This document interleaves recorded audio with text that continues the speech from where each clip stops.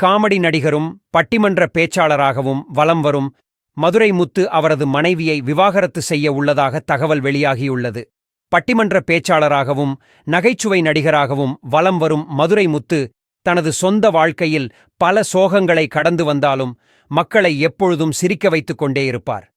மதுரை முத்து முதலாக லேகா என்பவரை காதலித்து திருமணம் செய்திருந்த நிலையில் இந்த தம்பதிக்கு 2 பெண் குழந்தைகள் பிறந்தது. ஆனால் இவர்களது வாழ்க்கை அவ்வளவாக நீடிக்கவில்லை. ஆம், கடந்த 2016ஆம் ஆண்டு கார் விபத்தில் சம்பவ இடத்திலேயே அவரது மனைவி மரணமடைந்தார்.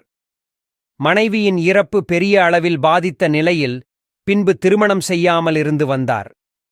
பின்பு குடும்பத்தினர் மற்றும் நண்பர்களின் வற்புறுத்தலின் பேரில் இரண்டாவதாக முதல் மனைவியின் தோழியான நீத்து என்பவரை திருமணம் செய்து கொண்டார். இந்த தம்பதிக்கு ஒரு ஆண் குழந்தையும் இருக்கின்றது. இந்நிலையில் நீத்து தன்னுடைய இன்ஸ்டாகிராம் பக்கத்தில் தொடர்ந்து சோகமான பதிவுகளையே வெளியிட்டு வருகிறார்.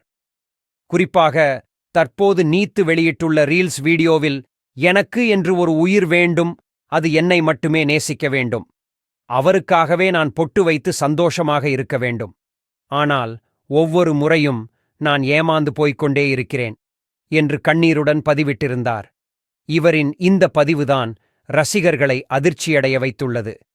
மதுரை முத்துவின் மனைவி நீத்து அவரிடம் இருந்து பிரிந்து வாழ்கிறாரா என்றும் இருவரும் விவாகரத்து பெறப் போகிறார்களா என்று கேள்வி எழுந்து வருகின்றது.